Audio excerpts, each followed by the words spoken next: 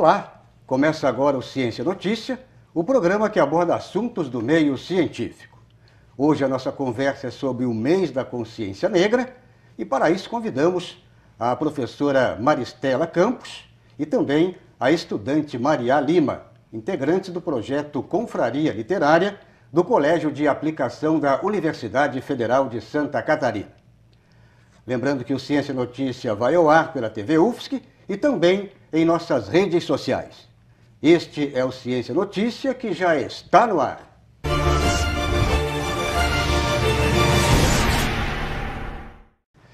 Olá, professora Maristela. Olá. Olá, Maria. Sejam bem-vindas ao nosso programa. Muito obrigada. Obrigada. Bom, vamos falar hoje um pouco, antes de entrarmos no nosso tema proposto, que é sobre o mês da consciência negra, mês de novembro. Eu queria falar do projeto Confraria Literária, porque o projeto ele é o propulsor desse evento, o mês da consciência negra. É isso, professora? Sim.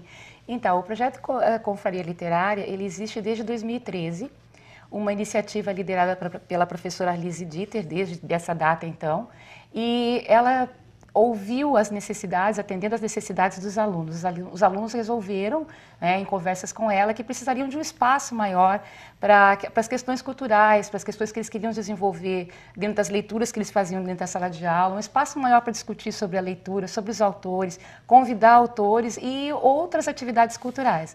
A professora Arlise acolheu a ideia, carinhosamente, e começou a desenvolver o projeto.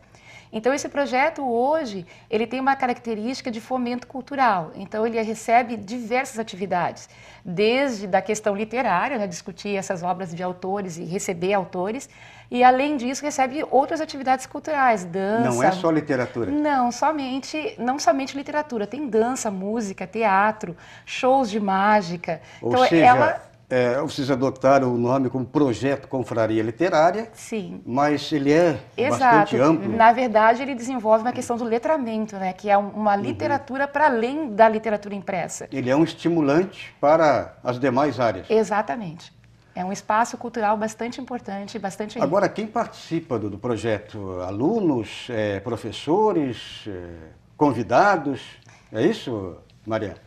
São alunos, convidados, professores, todo mundo que quiser ir pode participar. Um projeto que vai além da universidade. Aberto à comunidade também, aberto. Não só a comunidade interna, mas a externa também. Sim, né? aberto a todo mundo que quiser ir para ter mais informações sobre leitura, E nessa programação, eu estava olhando uma programação bastante ampla, né? Durante o mês de novembro agora, mês da consciência negra, e a programação bastante ampla, como a professora falou, que abrange multi-áreas. O que você destaca, por exemplo, como assim, de maior importância na programação hoje? Ainda nós estamos hoje, dia 22, né? Isso. Não, 23 hoje. E aí, até o final de novembro, vamos ter ainda o resto da programação que dá para as pessoas participarem, né? O que você destaca de mais ainda importante durante esse resto de novembro? Eu acho que, como eu estava falando com a professora Maristela, a gente não destacaria uma em específico, porque desmerecer todos os outros projetos que foram feitos, mas acho que a abertura foi bem interessante. Também o outro dia que teve sobre a autora Carolina de Jesus. Ontem eu fui em uma sobre o filme Moonlight e vai ter mais rodas de capoeira e outros tipos de programações bem interessantes para si, assim. Certo. Agora, eu queria falar da temática.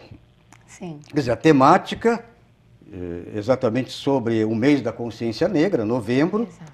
Mas a temática, ela chama atenção por um fato, um detalhe, porque a menção Rafael Braga, essa escolha do subtítulo, né? Sim. Então, a gente, quando estava planejando esse mês da consciência negra dentro da confraria, a gente pensou em várias temáticas. Mas hoje, dentro da questão da negritude brasileira, da população negra brasileira, há um problema muito grave acontecendo, que é o encarceramento em massa da juventude negra e também o assassinato de homens negros. Os homens negros hoje estão 23,2% mais propensos a serem assassinados do que os homens brancos. E o encarceramento da população negra também no estado de São Paulo, por exemplo, que tem 30% da população negra, 54% da população carcerária é negra. Então, há um descompasso muito grande. A gente tem hoje uma polícia que é racista. Eu quero deixar bem claro que a gente não é contra a polícia, mas a gente está destacando que a polícia brasileira, que também é a que mais mata, mas também é a que mais morre, ela está numa carência, talvez, de recursos, de bons salários, de bons treinamentos, que levam a más ações, a atitudes que estão prejudicando, principalmente, vitimizando, principalmente essa população negra. O Rafael Braga, ele é o único preso das manifestações de 2013. Essas manifestações começaram lá, né, e depois culminaram em outros eventos dentro da política nacional.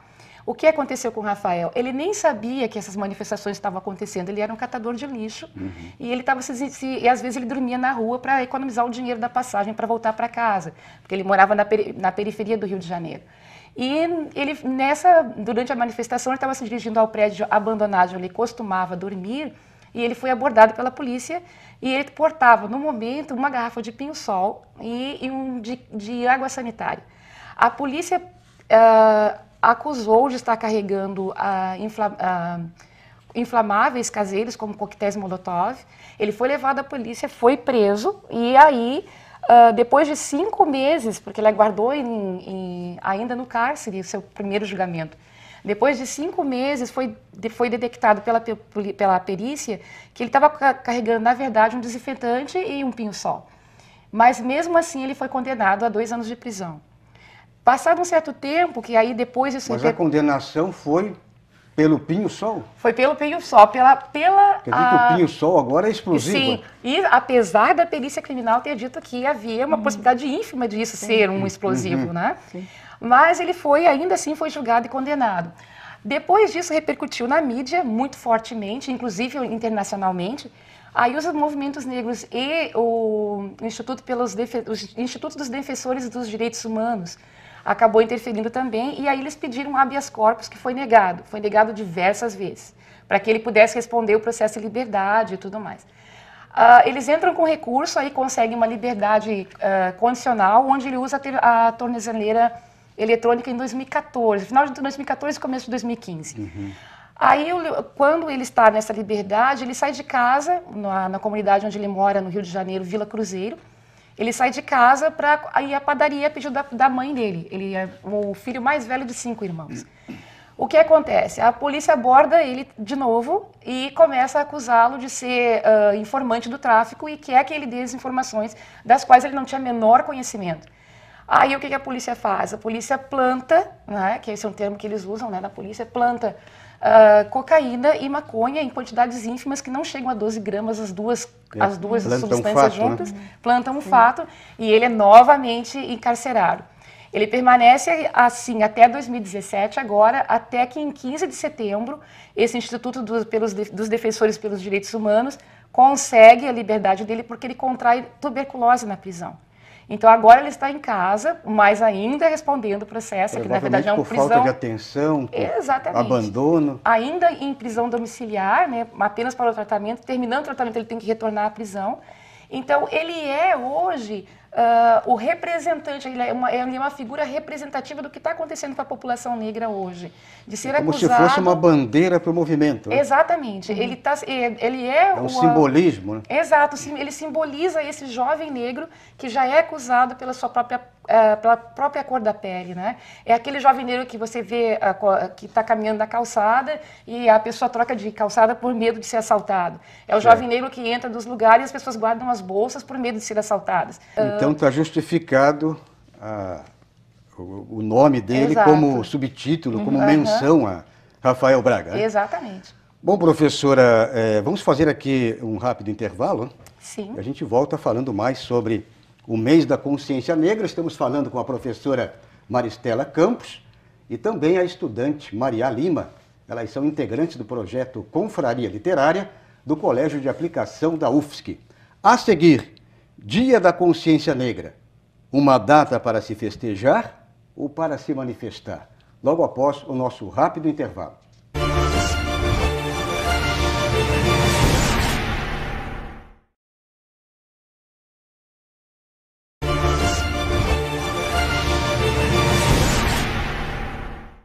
Estamos de volta com o Ciência Notícia, o programa que aborda assuntos do meio científico. Hoje estamos falando sobre o mês da consciência negra e com as nossas entrevistadas, a professora Maristela Campos e a estudante Maria Lima, integrante do projeto Confraria Literária do Colégio de Aplicação da UFSC. Agora, Maria e Maristela, vamos falar sobre o Dia da Consciência Negra. Questão de festa, questão de manifestação, ou seja, é um dia para se festejar ou é um dia para se manifestar? E aí, Maria, você vai pela festa ou vai pela manifestação? Eu acho que ele é um dia que é tanto para se comemorar quanto para se manifestar, porque ele é importante que ele exista, porque o Brasil, metade do Brasil é feito pela população negra. Praticamente o Brasil inteiro é formado pela população negra.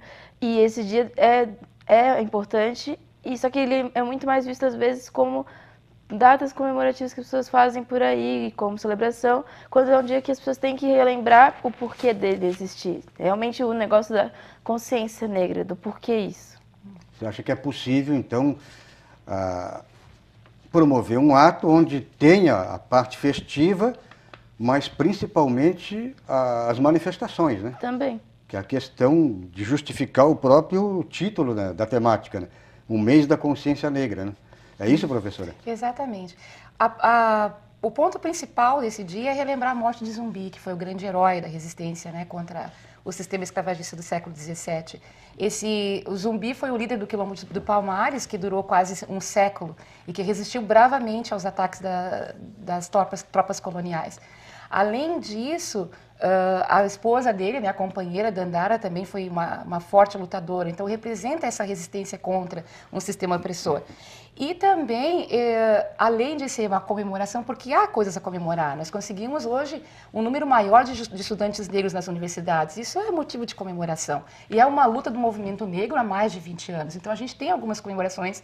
A gente tem uma maior representatividade hoje nas televisões, há uma presença maior da população negra em alguns setores da atividade econômica brasileira onde não existiu anteriormente. Você acha, professora, que você falou em cotas, há cotas para negros, tanto na academia, ou seja, nas universidades, como em concursos públicos, é um troféu de vitória? Ele é uma reparação, eu diria assim. Eu teria o cuidado para falar das cotas, porque as cotas elas não são a solução. Nós temos muito a fazer, mas elas hoje são uma reparação para tantos anos em que a população negra foi obrigada a estar sempre na retaguarda. Então, ela é importantíssima, mas a gente sabe que além dela ainda há muito o que fazer. Uhum. Então, sim, uma vitória ter conseguido. E ela teve começo, mas deve ter o seu fim? Sim, acredito que sim. Acredito que com o avanço da população, o acesso da população a setores onde ela não tinha, deve levar a uma eliminação da necessidade das cotas. Isso eu acredito que sim. Provavelmente daqui a alguns anos o filho ou a filha da Maria não precisa, né? Exatamente. É isso que a população negra deseja. Quando nós pudermos colocar nossos filhos, netos e bisnetos em igualdade para concorrer com qualquer população, com qualquer grupo social dentro do país. Nós buscamos a igualdade assim que ela pudesse se fazer presente, né? Então, o Dia da Consciência Negra é para isso, é um dia de reflexão, é um dia de se pensar o que se pode fazer para melhorar, para reconhecer as injustiças, para louvar esses heróis que tivemos como Zumbi e tantos outros, né? E também é um dia para que a gente reconheça a importância da contribuição negra para a cultura brasileira. Agora, professora e Maria, a questão, por exemplo, das manifestações. Não seria interessante brancos e negros, quer dizer, pensando assim numa possibilidade, né? Quer dizer, somar as forças para essas manifestações, para despertar a consciência daquele público, principalmente que não tem acesso à informação, ao conhecimento, ou seja, aquela pessoa bem alienada, né? Tanto do lado tanto da população negra como da população branca. Porque de repente a população, você coloca uma pessoa branca, mas a pessoa ela é racista. Mas ela pode ser racista por falta o quê? De consciência, de conhecimento. Pela formação dela também, que é precária.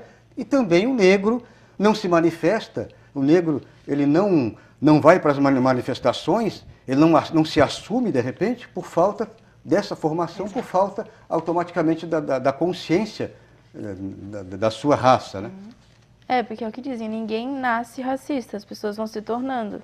Às vezes por influência dos pais, de alguém da família, ou simplesmente pelo que eles veem à sua volta, tipo na mídia, coisas do tipo. Certo. Então é interessante, eu acho que pensar, de repente, estávamos falando aqui, antes de começar o programa, que a nossa população, você queira ou não, uma está inserida na outra. Ou seja, na academia, na escola, no trabalho, negros e brancos se entrelaçam, né? Então, quer dizer, eu acho que é um momento, de repente, de pensar, né? De pensar em eventos, em outras, usando mesmo essa data para esse tipo de manifestação, né? Exato, é isso que justamente a Confraria Literária vem buscar com esse evento, com esse mês todo. Embora eu deva ressaltar que o Colégio de Aplicação tem iniciativas nesse sentido ao longo do ano todo. Não é um evento ou uma atitude, uma ação que diz respeito somente ao mês. Dentro do Colégio de Aplicação nós temos grandes colegas, grandes parceiros que desenvolvem essa temática de combate ao racismo ao longo do ano, ao longo de toda a atividade educacional. A escola promove isso. Então, quando você toca na questão entre a integração entre brancos e negros para que essa sociedade se transforme, eu concordo plenamente com você. Como educadora, eu não consigo ver, né, a resolução desse problema social que nós temos, que é o racismo, separando a população. Não é isso que nós buscamos. Como educadora, eu jamais poderia imaginar isso, não é? Então, o que a gente procura... Eu acho que resume muito bem aquele ato do Mandela, naquele estádio, quando ele queria ver brancos e negros. Exato. Eu acho que isso que eu coloquei se resume, né? Exatamente. Naquele momento lá do Mandela, né? Exatamente. Essa é uma atitude, uma visão integracionista, quer dizer, não integrar a população. E informar a população é muito importante, como você disse. Às vezes, o racismo parte da ignorância, de não saber o que está fazendo. E como algumas práticas racistas na sociedade brasileira são naturalizadas, as pessoas reproduzem sem pensar, são frases, são adjetivos que se usa, são maneiras de se colocar em relação à população negra, que são muito naturais. As pessoas vão para o estádio de futebol, por exemplo, e gritam macaco, macaco para o jogador de futebol, sem se dar conta de que estão cometendo um ato violentamente racista. Então, a educação é um fator primordial, não é o único, mas ele é muito importante.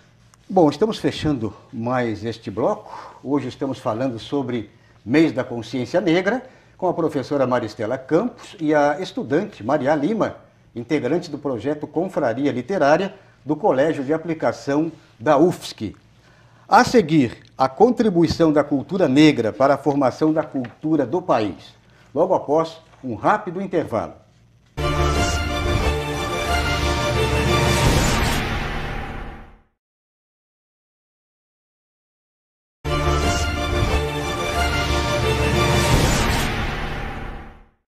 Estamos de volta com o Ciência Notícia, o programa que aborda assuntos do meio científico. A nossa conversa de hoje é sobre o Mês da Consciência Negra.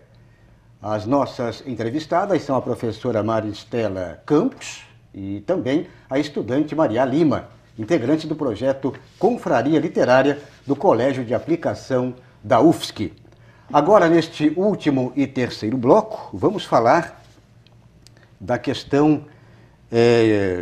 acho que mais uma opinião de vocês, talvez exemplo, e desse lado aí do racismo, né? Vocês já sofreram, por exemplo, Maria, já sofreu algum ato de racismo na escola, na comunidade? Você tem algum exemplo de colega, por exemplo, que já passou por isso? Olha, exemplos eu posso ter várias coisas, mas acho que algo que me marcou bastante quando eu era menor é que eu tinha um colega e eu fui com o cabelo solto para a escola. E o cabelo geralmente é uma coisa que sempre afeta muito as pessoas que são negras, porque é uma forma de falar, você é negro, tipo, é uma coisa que não tem como ninguém negar. Então eu fui para a escola com meu cabelo solto e um amigo meu, um colega falou, você não vai arrumar esse cabelo? É uma coisa que parece bem idiota, assim, mas eu lembro que na época me mexeu comigo bastante, então eu prendi o cabelo e eu parei de usar daquele jeito por vários anos. E o mais interessante é que ele mesmo era negro. Então, é uma coisa que eu fiquei meio... O racismo do próprio... Exato, da própria ato pessoa, racista do próprio negro. Do próprio negro. É, que acontece também, né? Sim, acontece bastante, porque eles... Não sei se sente acuado pela sociedade, pelas coisas que as pessoas colocam sobre, mas ele começa a reproduzir o que ele vê. Então, tipo, eu não culpo ele hoje, porque eu acho que hoje ele tá mais consciente, mas na época também foi... eu não culpo aquelas pessoas, por exemplo, que querem esticar o cabelo, fazer chapinha. Pessoas que não se assumem, quer dizer, não, eu não sou negro, eu sou moreno claro. Eu já ouvi falar isso aí. Essas pessoas que, por exemplo, tem o cabelo bem característico, aí você inventa de deixar o cabelo liso. É que pra mim não é de alisar o cabelo, você pode fazer o que você quiser com o seu cabelo, a questão é você saber que você é. Você é negro, você é isto, você é aquilo. Se assumir, né? Se assumir, porque se uma pessoa... O problema é que muitas pessoas fazem isso, por exemplo, de alisar o cabelo, porque elas não conseguem ficar daquele jeito, porque elas não conseguem se sentir bem daquele jeito. Por causa até disso do garoto ficar me xingando, coisas assim, né? Eu já pensei talvez uma uma vez, maneira de camuflar a realidade. né? Camuflar a realidade. Já falaram, tipo, você mora no morro. Aí eu fiquei assim, ué, como assim eu moro no morro? Tipo, eu não consegui entender depois, na época, mas hoje eu entendo que é o que muitas pessoas sempre acham que eles negro, fazem aquele casamento que todo negro é do morro. Tem todo negro é marginal. São as generalizações de que negro tem cabelo ruim, negro mora no morro, negro é bandido, negro não sabe ler, negro é burro. Todos esses tipos de coisa que acontece bastante. Isso aí. Comentando um pouco isso que a Maria levantou, de ela ter recebido esse ato, né, racista de uma pessoa também negra, né? Isso o resultado disso vem, na verdade, dessa questão da sociedade colocar o negro sempre como inferior. É lógico que quando você é visto sempre como inferior nos meios de comunicação, na televisão o negro é o bandido da novela, na televisão a negra é a empregada da novela, né? Você não vê a população negra em outros espaços. Então essa pessoa começa a introjetar essa noção de inferioridade. O que ela mais quer é sair dessa inferioridade. Exato. E ela acaba reproduzindo, sim, esse discurso, porque é o único discurso a qual ela está tendo acesso. Por isso que eu reforço de novo que aí vem todo o trabalho da educação. As escolas têm que promover a igualdade, as escolas têm que mostrar para as crianças negras e brancas que elas podem ter sucesso em qualquer coisa que elas queiram fazer. Agora, professora, por falar em promoção, tem uma lei, né, que é a lei exatamente que instituiu o Dia da Consciência Negra, a lei número 12.519. Essa lei ela foi criada em 10 de novembro de 2011, né? Sim. Agora, uma curiosidade, são 5 estados, né, que fazem feriado nesse dia 20 de novembro. Sim. Alagoas, Amazonas, Amapá, Mato Grosso e Rio de Janeiro. Rio Grande do Sul, ponto facultativo. O porquê, professora, é que são apenas 5 estados, um país imenso, e principalmente o Nordeste brasileiro e até mesmo o Norte, né? A população negra é imensa. Sim. Por que só os 5 fazem essa comemoração? Isso passa por várias questões, né? Por exemplo, vamos usar o nosso estado, Santa Catarina, como um exemplo, né? Que é está mais próximo de nós, é bom que a gente mostre a nossa realidade primeiro. Então, o nosso estado, ele é um estado que é majoritariamente branco, e ele se considera assim, ele se proclama assim, não é? Então, quando você vem com um projeto de lei para instituir um feriado na cidade de Florianópolis, por exemplo, aí vai surgir uma série de outras questões. Por exemplo, o comércio diz que vai ter prejuízo porque já tem o 2 de novembro, o 15 de novembro, né? Então, a indústria diz a mesma coisa, que não pode permitir que seus trabalhadores paguem mais um feriado. Então, eles vão ter sérios prejuízos econômicos. Além disso, tem a questão da vontade, a vontade de dar visibilidade a essa população. Há essa vontade política, por exemplo, na cidade de Florianópolis. Florianópolis quer mostrar para o mundo que ela tem uma população negra e que essa população negra é atuante, ela é participativa, ela tem força política. São questões que eu deixo para a própria sociedade se fazer. Por que não há feriado? Há uma razão para isso. E por que as pessoas combatem? Porque muitas vezes, quando chega o mês da consciência negra, as redes sociais ficam tomadas de uma mensagem tipo, a gente não quer consciência negra, a gente quer consciência humana. Mas por que para o A pode e para o B não pode. Exatamente, exatamente. Até já ouvi falar de coisa Outros assim. feriados aí, quer dizer, tem feriados inclusive que são Exato. absurdos, né? Exato. Mas tá lá, você é Exatamente. cumprido rigorosamente. Tem pessoas que até vêm falar, tipo, por que não o dia da consciência negra? Por que não tem o dia da consciência branca? Coisas que não tem, tipo, não tem nexo. Fundamento. assim. Eu não tenho fundamento, porque esse dia é um dia para que a gente reflita sobre a injustiça social, que começou com a escravidão e que perdura até hoje. Por isso a gente precisa de consciência negra. A consciência negra vem para mostrar que há um problema social gravíssimo acontecendo no país ainda, e que o racismo faz parte das estruturas sociais nossas, está em todos os lugares. Bom, eu queria fechar, tem duas questões. Tem o artigo da Mariá, que eu queria que ela falasse um pouquinho, né? Ela tem um artigo interessante também, já que é uma contribuição, que é este nosso próximo tópico, né? A contribuição da cultura negra para a formação da cultura do país. Então deixa o artigo da Mariá também, é uma contribuição literária, né? Sim. Fala um pouquinho então, Mariá, do teu artigo. Eu escrevi uma resenha para um trabalho da escola com a professora Arlise Dieter, que é coordenadora, aliás, do projeto da Confraria Literária, sobre o livro Na Minha Pele, do Lázaro Ramos, que é um ator, diretor e escritor negro do Brasil, que eu admiro muito, porque quando eu li esse livro, inclusive, foi quando eu, assim, realmente fiquei muito feliz. Foi algo que me deixou muito animada, assim, de algum certo modo. Você vestiu a camisa de vez, né? Na Minha Pele é um livro que, tipo, pra mim, ele me deixou com esperança, porque o autor Lázaro Ramos é como se fosse uma autobiografia, só que ele não queria fazer uma autobiografia completa, porque ele, aliás, se acha muito jovem para isso. Então ele fala sobre a vida dele, fala sobre as situações que ele passou por ser quem ele é, e tudo isso me deixou... Eu fiquei assim porque nunca tem livros sobre esse tipo de assunto, eu nunca vejo livros que falam da primeira pessoa sobre a experiência dela, que as pessoas vão conseguir olhar e ter realmente atenção àquilo. E como ele já é conhecido, aliás, na Rede Globo e coisas do tipo, é mais fácil das pessoas terem acesso e saberem sobre isso. Chama mais atenção. E fazerem o que é a ideia do livro, de se botarem, colocarem no lugar do outro, na pele do outro. Muito bem, então esse teu artigo ele vai estar à disposição também para quem tiver interesse? Acho que logo vai estar no site da Confraria exato. Literária. No site da Confraria, Exato. né? Isso. Vai hospedar então o artigo da Mariá. Sim, Bem, professora, para fechar eu queria agradecer a presença de vocês, nós né? agradecemos. Estamos fechando aqui mais um Ciência Notícia, o programa que aborda assuntos do meio científico. Conversamos com a professora Maristela Campos e a estudante Mariá Lima, integrantes do projeto Confraria Literária do Colégio de Aplicação da Universidade Federal de Santa Catarina. Obrigado, Mariá. Obrigada. Obrigado, professora Muito obrigada. Maristela, professora Obrigada. de inglês, né? Sim, E até uma próxima oportunidade. até a próxima. Muito Até a obrigada. próxima.